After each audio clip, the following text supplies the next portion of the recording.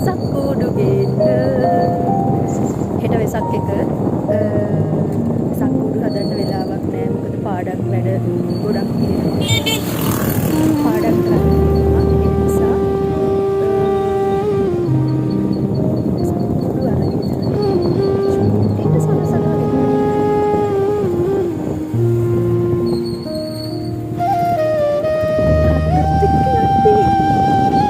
ඉතින් මේ විදිහට තමයි මම තාත්තත් එක්ක ගිහිල්ලා වෙසක් කූඩු අරගෙන ආවේ.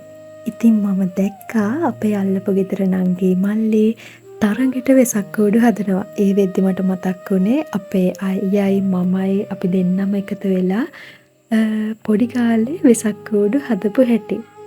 රණ්ඩු වෙනවා, තරහ වෙනවා, ගහ ගන්නවා. ඒ ඔක්කොමත් එක්ක අපි ලස්සනට වෙසක් කූඩුත් හැදුවා.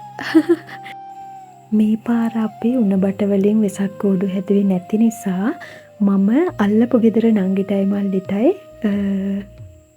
වෙසක් කූඩු හදන්න උදව් කරන්න ගියා. ඊට පස්සේ එයාලා වෙසක් කූඩු 4-5ක් විතර හදලා තිබුණා. අපේ මල්ලි එයා හදලා ඉවර වුණ වෙසක් කූඩුවක ඉටි පන්දම් පත්තු කරලා මට ඒකේ තියෙන ලස්සනත් ඒ වෙලාවේ පෙන්නුවා. ඊට පස්සේ මම අපේ ගෙදර ඇවිල්ලා අලුතෙන් කඩෙන් අරගෙන ආපු කාඩ්බෝඩ් වෙසක් කූඩු තාත්තත් එක්ක හදන්න ගත්තා.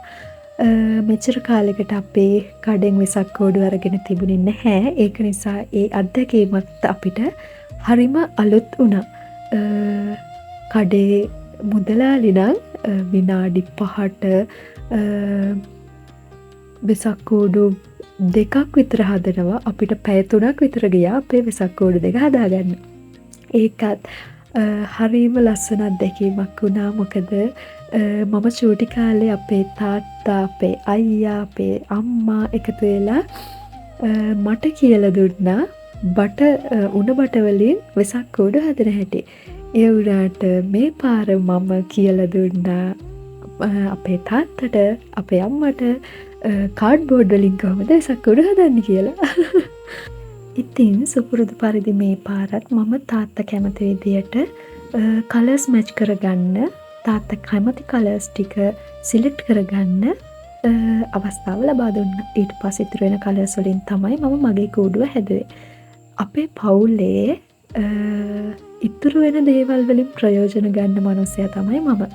මොකද අයියයි අක්කයි දෙයක් හම්බ වුණාට පස්සේ එයාලා ගන්න ඕන ගුණාත්මකම දේවල්, එහෙම නැත්නම් කෑමක් ගත්තතින් රසම දේවල්, එතකොට වටින භාණ්ඩයක් මොනා හරි ගත්තතින් ඒකෙන් වටිනම දේවල් අරගත්තට පස්සේ තේරිලා ඉතුරු වෙන දේවල් තමයි මට හම්බ වුණේ. ඉතින් මම ඒව ගත්තට මම දන්නවා ටික දවසකින් එයාලට දුක හිතිලා ඊටත් වඩා හොඳ දේවල් මට ගෙනල්ලා දෙනවා කියලා. ඒක නිසා තමයි මම මෙච්චර කාලෙකට ඒ වගේ මට හම්බ වෙන දේවල් හරිම ඉවසීමකින් බාරගත්තේ. හැබැයි මෙච්චර කල් වුණත් අපේ අම්මයි තාත්තයි තෝරලා බේරලා ඉතුරු කරපු දේවල් හැමදාම මට ගුණාත්මකම දේවල් තමයි ඉතුරු කරේ. මොකද ඒ දෙන්නා තියෙන රස අඩු කෑම කාලා, එතකොට ගුණාත්මක බවෙන් අඩු දේවල් අරගෙන ඉතුරු හොඳම දේවල් තමයි මට ඉතුරු කරලා තිබුණේ. ඉතින් මෙතන ඉන්නේ අම්මයි තාත්තයි නිසා මට මෙතනත් මම හිතන්නේ ලස්සනම කූඩුව තියෙන කලර්ස් ටික මට තමයි සෙට් වෙලා තියෙන්නේ. කොහොම වුණත් තාත්තගේ මගේ කූඩු දෙක හරිම ලස්සනට අපි දෙන්න හැදුවා. අපිට අම්මා පුදුම සපෝට් එකක් දුන්නා. මොකද රැලි කපන දේවල්, ඊට පස්සේ අපිට කෑම හදන දේවල්, ඒ හැම දෙයකටම අපේ අම්මා තමයි සපෝට් කරේ. ඉතින් ඒ දේවල් එක්ක තාත්තයි අම්මයි මමයි අපි තුන් දෙනාම එකතු වෙලා වෙසක් කූඩු දෙකක් හරිම ලස්සනට හැදුවා. ඉතින් ෆයිනල් ලුක් එක තමයි මේ විදිහට තියෙන්නේ. අපි හරිම ආසයි මේ වෙසක් කූඩු දෙකට. අපි ඉතින් කලින් කඩෙන් වෙසක් කූඩු අරගෙන තිබුණේ නැති නිසා අපිට තේරුමක් නැහැ ඒව කොහොමද සෙට් කරගන්නේ කියලා. ඉතින් අපි කොහොම හරි පාන්දර 2 විතර වෙද්දී අපේ කූඩු දෙක හදලා ඉවර කරා. ඉතින් ඊළඟ දවසේ ඒ කියන්නේ වෙසක් පෝය දවසේ උදෙන්ම නැගිටලා මම මුලින්ම කරේ වෙසක් කාඩ් ටිකක් අරගෙන යාළුවන්ට ලියන්න පටන් ගත්ත එක. මොකද මම ඊයේ රෑ නිදාගෙන ඉඳ චුට්ටක් පරක් වුණ නිසා මට ඊයේ රෑ නම් වෙසක් කාඩ් ටික ලියලා ඉවර කරන්න බැරි වුණා. ඒක නිසා මම හිතාගත්තා අද උදෙන්ම නැගිටලා වෙසක් කාඩ් ටික යාළුවන්ට ලියනවා කියලා. මේ පාර අවුරුදු 15කට විතර පස්සේ තමයි මම වෙසක් කාඩ් යාළුවෝ වෙනුවෙන් සල්ලි වලට ගත්තේ. ඉතින් යාළුවන්ට වෙසක් කාඩ් දෙන්නත් පටන් ගත්තේ අවුරුදු 15කට විතර පස්සේ මේ පාරම තමයි. ඉතින් ඉස්සර අපි රුපියලකට ගත්ත වෙසක් කාඩ් එකක් දැන් රුපියල් 10ක් වෙනවා. අපි සාමාන්‍ය යාළුවන්ටනේ අපි රුපියලේ වෙසක් කාඩ් දෙන්නේ. එතකොට අපේ ළඟ යාළුවන්ට අපි ඊට පස්සේ දෙන්නේ රුපියල් 5 වෙසක් කාඩ්. ඒ රුපියල් 5 වෙසක් කාඩ් එකක් දැන් වෙද්දි රුපියල් 20ක් වෙනවා. ඒ කියන්නේ ඔය දැන් මං අතේ තියාගෙන මගේ යාළුවන්ට ලියන්න දෙන්නේ අර ගත්තේ රුපියල් 20ට. ඒ කියන්නේ ඉස්සර රුපියල් 5ට තිබුණ වෙසක් කාඩ්. ඊට පස්සේ මට මතක් වෙන්නේ මේ වෙසක් කාඩ් ලියනකොට මට මතක් වුණේ CR පොතක් සයිස් විතර වෙසක් කාඩ් එකක් තියෙනවනේ. ඒ සයිස් වෙසක් කාඩ් තියෙනවනේ. ඒක ඒ කාලේ විදියට රුපියල් 15යි. දැන් වෙද්දි නම් ඒව කීයද දන්නෙත් නෑ. ඒව තියෙනවද දන්නෙත් නෑ. ඉතින් මට හැම අවුරුද්දෙම වෙසක් එකට ඉන් කාඩ් එකක් හම්බ වෙනවා මගේ යාළුවෙක්ගේ. මගේ ඒ යාළුවා හින්දු ආගම අදහන යාළුවෙක්. ඉතින් එයාටත් මගෙන් විතරයි වෙසක් එකට වෙසක් කාඩ් එකක් හම්බ වෙන්නේ. ඉතින් එයා මට එයාට පුළුවන් විදියට එයාට තියෙන සල්ලි එකතු කරලා එයා මට රුපියල් 15 වෙසක් කාඩ් එකක් දෙන්නේ. හැබැයි මම එයාට දෙන්නේ රුපියලේ වෙසක් කාඩ් එකක්. ඉතින් අපි දෙන්න මම හැම අවුරුද්දම බලාපොරොත්තු වෙනවා එයාගේ ලොකු වෙසක් කාඩ් එකක්. එයාත් බලාපොරොත්තු වෙනවා මගේ චූටිම චූටි වෙසක් කාඩ් එක. ඉතින් මට අවුරුදු ගානකට පස්සෙත් ඒ යාළුවා ඉතින් මේ වෙසක් කාඩ් ලියන අතරේ මතක් වුණා. ඉතින් මම මගේ නංගිටයි මල්ලිටයිත් වෙසක් කාඩ් දෙකක් ලියන්න අමතක කරේ නෑ. මොකද එයාලා චූටි ළමයි නිසා එයාලට ඒකේ විනෝදය ඒ විදිහට ලැබුණා කියලා මම හිතනවා. ඉතින් මේ තියෙන්නේ මගේ ළඟම අයට මම ලියපු වෙසක් කාඩ් ටික. ඉක්මනට වෙසක් කාඩ් ටික ලියලා ඉවර කරලා මම ඉක්මනටම ලෑස්ති වුණේ මගේ යාළුවොත් එක්ක වෙසක් එකට ඇවිදින්න යන්න. ඊට කලින් මම අපේ තාත්තා වෙනුවෙන් හදපු වෙසක් කාඩ් එක තාත්තට දුන්නා. තාත්තා පුදුම වුණා. තාත්තා බලාපොරොත්තු වෙන්නේ නැහැ මම වෙසක් කාඩ් එකක් තාත්තා වෙනුවෙන් ලියාවි කියලා. අනිත් එක තමයි තාත්තා බලාපොරොත්තු වෙන්නේ නැහැ මම තාත්තට වෙසක් කාඩ් එකක් දෙයි කියලා. ඉතින් තාත්තගේ සතුට ඒ වෙලාවේ ඔන්න ඔය වගේ තමයි මම දැක්කේ. ඒත් එක්කම මම අපේ අම්මා වෙනුවෙන් ලියපු වෙසක් කාඩ් එකත් අම්මට දුන්නා. අම්මා ගොඩාක් සතුටු වුණා මම අම්මා වෙනුවෙන් වෙසක් කාඩ් එකක් දුන්න එකට. මොකද අම්මා බලාපොරොත්තු වෙන්නේ නැහැ අම්මට වෙසක් කාඩ් එකක් මේ වෙසක් එකට හම්බ වෙයි කියලා මගෙන්. ගත්ත ගමන් අම්මා කියවලා බැලුවා මොනවද ඒක ලියලා තියෙන්නේ කියලා. අම්මා ගොඩක් සතුටු වුණා. අම්මෝ ලෑස්ති වෙලා ඉන්නේ පෙරපාසල් ළමයින් එක්කගෙන යන්න පෙරහැරකට. හරි වැඩ. ඉතින් අපේ අම්මට යාළුවන්ව හම්බ වෙන්න යන කලින් මමයි තාත්තයි එකතු වෙලා ඊයේ රෑ හදපු වෙසක් කූඩු දෙක ගේ ඉස්සරහා එල්ලුවා. ඉතින් ඒ වෙසක් කූඩු දෙකේ ලස්සන මෙන්න මේ විදියට තමයි ඉතින් අපිට පේන්නේ. ඒ වැඩ ඔක්කොගෙම පස්සේ මම යාළුවන්ව හම්බ වෙන්න ගාල්ලට යන්න පිටත් වුණා. මම එයාලට කිව්වේ මම උදේ 10:00 වෙද්දී එනවා කියලා. හැබැයි මම එයාලා හම්බ වෙන්න යද්දී දවල් 2ත් පහුයි. මගේ යාළුවත් මං එනකන් කොග්ගලට වෙලා බලාගෙන ඉඳියා. ඊට පස්සේ එයාවත් හම්බ වෙලා එයා මං වෙනුවෙන් අරගෙන තිබුණ කඩල ගොට්ටත් කාගෙන ගිහිල්ලා අපි හැමෝම එකතු වෙලා ගියා මෙන්න මේ ආරණ්‍ය සේනාසනයට. ගිහිල්ලා පොය දවසේ බුදුහාමුදුරන්වත් වැඳ පුදාගෙන කුසල් රැස් කරගෙන අපි හිමිහිට ආයව දන්සල් වඳින්න පටන් ගත්තා. මට මේ පාර හම්බ වුණා මගේ යාළුවගේ ගමේ ඉස්කෝලේ යාළුවෝ ටිකකුත් එයාලවත් අඳුනගත්තා. ඊට පස්සේ අපි හැමෝම එකතු වෙලා මාළු පාන් දන්සලකට ගියා. අපි ඔක්කොටම කලින් කොහෙද යන්නේ කියලා අදහසක් නැති නිසා බයික් ටික ෆුල් ටෑන්ක් කරගත්තා. පොලිමේ ඉඳිය පැයකමාරක් විතර. ඊට පස්සේ අපි අයිස්ක්‍රීම් දන්සලකට ගියා. අපි හැම ගාල්ල පැත්තට තමයි ආවේ. එතකොට දිගටම අයිස්ක්‍රීම් දන්සල් තිබුණා. අපි කැම්ප් එක ළඟ අපිට කඩල දන්සලක් හම්බ වුණා. ඒ හම්බ වුණ කඩලත් කකා අපි JCC එකේ පාකින් එකට වෙලා අපේ අනිත් යාළුවෝ එනකම් බලාගෙන හිටියා. ඉතින් අපි හැමෝම එකතු වෙලා එතන චැට් එකක් දාගෙන ඉඳලා එතන තිබුණ ගේම් එකක් ප්ලේ කරන්න පටන් ගත්තා. ඒ ගේම් එක ප්ලේ කරද්දී අපිට මතක් වුණේ අපි ඉස්කෝලේ යන කාලේ නෙට්බෝල් ප්ලේ කරපු හැටි. ඉතින් අපි ෂූට් කරගෙන ගියත් අපිට ඒ ගේම් එකෙන් දිනන්න හම්බ වුණේ නැහැ. ඉතින් යාළුවයි මමයි තරගෙට ෂූට් කරා. ඒ වුණාට මං හිතන්නේ ලකුණු 36ක් වගේ ගාණක් තමයි අපිට තිබුණේ. ඊට පස්සේ අපි 3 දෙනාම එකතු වෙලා තරගෙට ෂූට් කරන්න පටන් ගත්තා. අනිවාර්යෙන්ම අපි දිනයි කියලා හිතලා. හැබැයි අපි දින්නුවේ නැහැ. ඒ වුණාට විනෝදය තමයි වැදගත් කියලා අපි එතනින් උපරිම සතුටක් ලබා ගත්තා. මේ තරගෙ නම් මට තේරුන්නේ නැහැ. ඉතින් අපි JCC එකෙන් එළියට එද්දි ගොඩක් රැ වෙලා තිබුණ නිසා තව කොහෙවත් ඇවිදින්න නැතුව අපි යාළුවගේ ගෙදරට ගියා.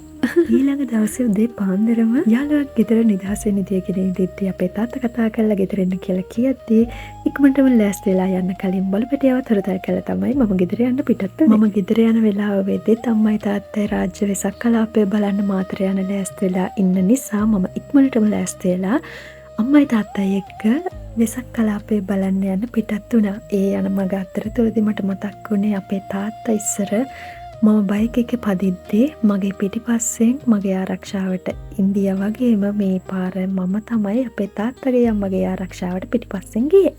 ගමනට කලින් පොලිමේ ඉඳලා තෙල් ගහගෙනම තමයි අපි ගමන යන්න පිටත් වුණේ. ඒ ගමන අතරේදී අපිට මුලින්ම හම්බුනේ බෙලිමල් දන්සලක්. ඊට පස්සේ බත් දන්සලක් හම්බ වුණා. ඒකෙදී අපි බඩ පිරෙන්න බත් කෑවා. ඊට පස්සේ මගදී අපිට සවුදන්සලක් හම්බ වුණා. මේ පාර අපේ තාත්තා මාතර යන්න තෝරගත්තේ රුහුණු කැම්පස් එක තියෙන පාර. ඒ පාරේ දිගටම අපි යද්දී අපිට ලස්සන කැලයක් හම්බ වුණා. එතනින් පස්සේ නිල්වලා ගඟෙන් එන වතුර එකතු කරන වැවක් හම්බ වුණා. ඒ වැව මං හිතන්නේ අලුත් ව්‍යාපෘතියකට හින්දලා කොහෙද තියෙන්නේ මගේ මේ වචන නම් මන් දන්නේ මේ මට ඒ වචන කියන්න ඒව පැහැදිලි කරන්න මට තේරෙන්නේ නැහැ. මගේ ඔළුවේ තියෙන අදහස වචන වලට පිට කරගන්න මට පොඩ්ඩක් අමාරුයි මේ වගේ දේවල් වලදී.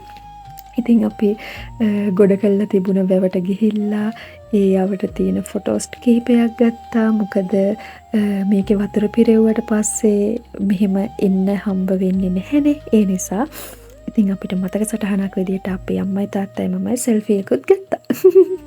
ඒ පාර දිගට මෙද්දි දන්සල් ගොඩ තිබුණා. බත් දන්සල් තිබුණා, සව් දන්සල් තිබුණා.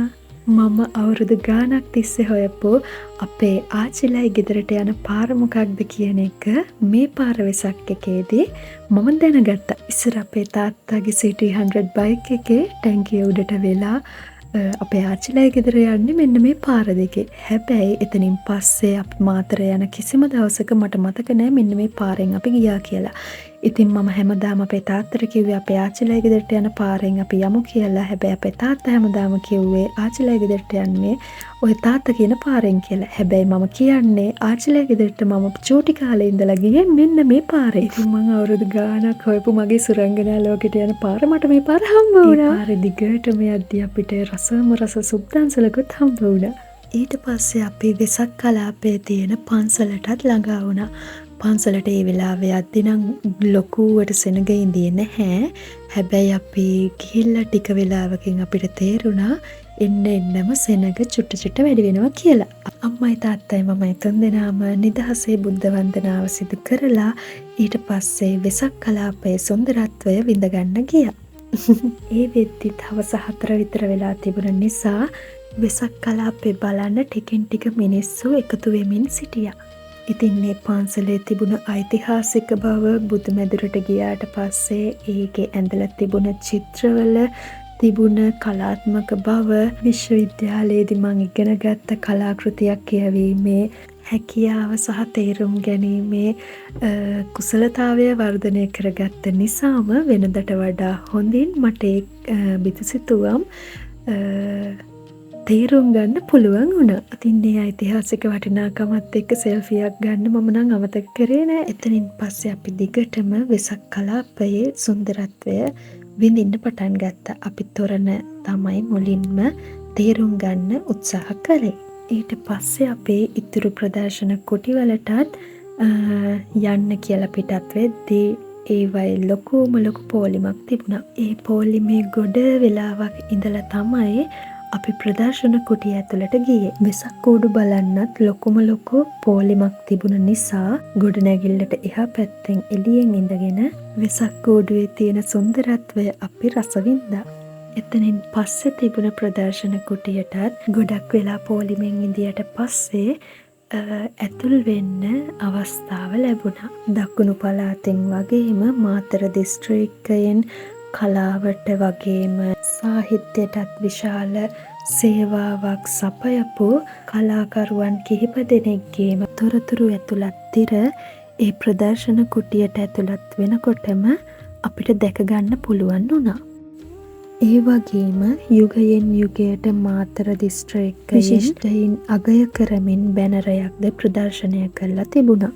පාසල් දරුවන්ගේ සහ දහම් පාසල් දරුවන්ගේ සිතුවම් වලින් යුත් සිතුවම් පුවරුවක් වගේම සිංහල ගැමිකම මනාව විදහා දක්වන පන්ගස ආශ්‍රිත නිර්මාණ ගොඩක් මේ ප්‍රදර්ශන කුටියේ දැකගන්න පුළුවන්. පොඩි කාලේ අපි පොත්පත් වලින් ඉගෙන ගත්ත සිංහල ගැමි ගෙදරක ඉස්සර තිබුණ බඩු මුට්ටු මොනාද කියන එක මම ඇස් දෙකෙන්ම දැක්කේ මේ ප්‍රදර්ශන කුටියේදී. මාතර කියද්දී අපිට මතක් වෙන මහා කවිකාරිය ගජමණ්ඩෝන තමයි මේ ඉන්නේ. ඊට පස්සේ තිබුණ ප්‍රදර්ශන කුටියේදී සුජාතා සිටු දේවියට බුදුහාමුදුරුවෝ පැහැදිලි කළ දුන්න භාර්යාවන් 7 දෙනා ගැන තමයි ප්‍රදර්ශනය කරලා තිබුණේ. ඒ එක් භාර්යාවන් ගැන වෙන වෙනමම විස්තර කරපු තොරතුරු ඇතුළත් කරපු ප්‍රදර්ශන තල මේ ප්‍රදර්ශනාගාරයේදී දැකගන්න පුළුවන් වුණා. ඒ ප්‍රදර්ශන කුටිය රසවින්දට පස්සේ අපි ඇතුළත් වන්නේ උතුම් වූ ශ්‍රී පාදය වන්දනා කිරීම සඳහා. ඉතින් පොළොව මට්ටමින් අඩි 10ක් 15ක් විතර උසකින් නිර්මාණය කරලා තිබුණ මේ කුටියේ බුදුරජාණන් වහන්සේගේ ශ්‍රී පාදයේ අනුරුවක් ප්‍රදර්ශනය කරලා තිබුණා. ඉතින් උතුම් ශ්‍රද්ධා සිතින් අපි එයත් වැඳ පුදා ගත්තා. ඊට පස්සේ තිබුණ ප්‍රදර්ශන කුටියෙන් දැකගන්න පුළුවන් වුණේ චුල්ලපදම කුමාරයා උරය පළලා ලේ දෙන දර්ශනයක්. ඊට පස්සේ මට ඒ ජාතක කතාවේ නම මතක නැහැ. කන්ද උඩින් කෙනෙක්ව තල්ලු කරන්නේ ඒ ජාතක කතාව ප්‍රදර්ශනය කළා තිබුණා. ඊට පස්සේ අර අත් කකුල් කපපු මිනිස්සෙක් ගඟේ පාවෙලා එද්දී අන්නේ බේරගත්ත ජාතක කතාවත් ප්‍රදර්ශනය කළා තිබුණා. ඒ ජාතක කතාවල නම් මට මේ වෙලාවේ වොයිස් කරද්දී එකපාරට මතක් වෙන්නේ නැහැ. ඊට පස්සේ තිබුණ ප්‍රදර්ශන කුටියේ දැකගන්න පුළුවන් වුණේ රහතන් වහන්සේ මහරහතන් වහන්සේලාගේ සහ මහරහත් තෙරණින් වහන්සේලාගේ විස්තරාත්මක තොරතුරු ඇතුළත් පුවරු ප්‍රදර්ශනය කරලා තියෙන දර්ශන කීපයක් තමයි ප්‍රදර්ශනය කරලා තිබුණේ. ඊට පස්සේ තිබුණ ප්‍රදර්ශන කුටිය වෙන් වෙලා තිබුණේ ආහාර සෞඛ්‍ය සහ නීතිය සම්බන්ධව. ඒකෙදී PHI මහත්තුරු කීප දෙනෙක් එකතු වෙලා ආහාරවල තියෙන ගුණාත්මක බව, ආහාරවල තියෙන රසකාරක වර්ණකාරක නිසා ඇතිවන අහිතකර බලපෑම් ගැන, ක්ෂණික ආහාර නිසා ඇතිවන පිළිකාකාරක සම්බන්ධව, ඒ වගේම රසකාරක නිසා ඇතිවන අහිතකර බලපෑම් ගැන ලොකු දැනුමක් සමාජගත කරන්නට වුණා. ඒ වගේම ගෘහණියන්ට ගෙදරදීම ස්වභාවික රසකාරක නිර්මාණය කරගන්නා ආකාරයත් ඔවුන්ගේ දේශනය ඇතුලේ අන්තර්ගත වෙලා ඊට පස්සේ අපිට දැක ගන්න පුළුවන් උනේ 2030 වෙද්දී දුම්කොළ වලින් තොර සමාජයක් බිහි කිරීම සඳහා යෝජිත වැඩපිළිවෙල ප්‍රදර්ශනය කරලා තියෙන ආකාරය.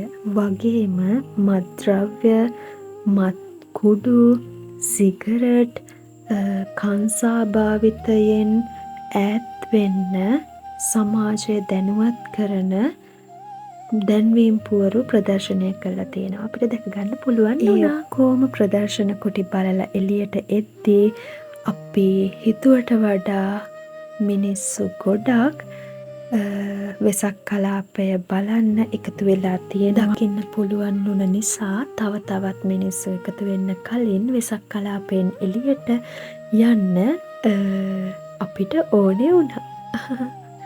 ඉතින් අපිට වෙසක් කූඩු බලන්න පොලිමේ ඉඳියොතින් ඒකට ගොඩ වෙලාවක් යන නිසා වෙසක් කූඩු ප්‍රදර්ශන කුටියෙන් එළියේ ඉඳලා අපි වෙසක් කූඩු වල සුන්දරත්වය විඳගත්තේ මෙන්න මේ විදිහට. ඉතින් ප්‍රදර්ශන කුටිය ඇතුලෙන් ඉඳලා බැලුවා කියලාත් එළියෙන් ඉඳලා බැලුවා කියලාත් ඒකේ සුන්දරත්වයේ කිසිම අඩුවක් තිබුණේ නැහැ. මේ මිනිස්සු ඔක්කොම එකතු වෙලා ඉඳියේ වෙසක් කූඩු බලන්න යන්න තියෙන ප්‍රදර්ශන කුටියට. ඉතින් පාරේ ට්‍රැෆික් එක වැඩි වෙන්න කලින් වෙසක් කලාපයෙන් එළියට යන්න අපේ තාත්තට ලොකුම උවමනාවක් තිබුණා. හැබැයි වෙසක් කලාපයෙන් එළියට එද්දී කොටගල කහට තේ දන්සලක් තිබුණ නිසා ඒ දන්සලෙන් කහට එකක් බොන්න මම නම් අමතක කරේ නෑ. ඊට පස්සේ අපි හිමිහිට ළඟා වුණේ මාතර බෝසමිඳු බැඳ පුදා ගැනීම සඳහා. මාතර පුරවරය විදුලි පහන් එළියෙන් වර්ණවත් වෙලා තියෙන ආකාරය වගේම මිනිස්සුන්ගේ ජනාකීර්ණ පරිසරය නිසාම කාර්යබහුල වුණත් හරිම ලස්සනට දිස්සුණා. ඒ සුන්දරත්වය අතරතුර අහම්බයෙන් වගේ කැමරා කාචයට හසු වුණේ අපේ මාමගේ පැමිණීම. ඉතින් මේ තමයි අපේ චියාච්චිගේ එකම පුතා. අපේ මාමා. ඉතින් මාමත් එක්කත් කතා කරලා ඉවර වෙලා අපේ මාතර බෝසමිඳුන් වහන්සේ වැඳ පුදා ගන්න තාමත් ශ්‍රද්ධාවෙන් කටයුතු කරා. ඒ දැනෙන හැඟීම වචන වලින් කියන්න මම විශිෂ්ටයෙක් නෙවෙයි කියලා මම හිතනවා. ඒ නිසාම ඒ දැනුන හැඟීම මම වචන කරන්න උත්සාහ කරන්නේ නෑ. ඊට පස්සේ අපේ අම්මගේ බලවත් ඉල්ලීම නිසා මාතර ෆෝට් එක බලන්න යන්න අපි පිට වුණා. වාහන තදබදය වගේම මිනිස්සු වැඩි වශයෙන් ගැවසුන නිසාම අපි ෆෝට් එකට යන අදහස හිතින් අයින් කරගත්තා. ඊට පස්සේ අපි කෙමෙන් ළඟා වුණේ අපේ ගෙවල් තියෙන පැත්තට. එන අතරමඟ දන්සල් ගොඩාක් තිබුණා. ඒ අතර බත් දන්සල්, පාන් දන්සල් වගේ දන්සල් ගොඩාක් තිබුණා. ගමට කිට්ටු වෙද්දි දීගල ගම්මානයේ චූටි ළමයි කණ්ඩායමක් එකතු වෙලා හදපු තොරණක් දැක බලා ගන්නත් අපිට පුළුවන් වුණා. චූටි ළමයෙක් තමයි ඒ තොරණේ තිබුණ ඔක්කොම ඔක්කොම චිත්‍ර ටික ඇඳලා තිබුණා. දන්සලෙන් හකුරුත් එක්ක කාටත් බීලා අපි ගෙදර එන්න පිටත් වුණා. ගමට කිට්ටුව පන්සලෙත් තවත් තොරන් රාජයෙක් ප්‍රදර්ශනය වෙලා තියෙනවා පාරේ ඉඳලම අපිට දැක බලා ගන්න පුළුවන් වුණා. ඉන්පසුව එතනම එහා පැත්තේ දුන්න සවුකැඳ දන්සලකින් සවුකැඳත් පානය කරලම අපි ගෙදර බලා එන්න පිටත් වුණා. මම චූටි කාලෙදි වෙසක් උත්සව සමය වෙද්දී මගේ හිතට දැනුණ සතුට ඒ විදිහටම මේ අවුරුද්දේ වෙසක් වලටත් ලැබුණු බව මට විශ්වාසයි.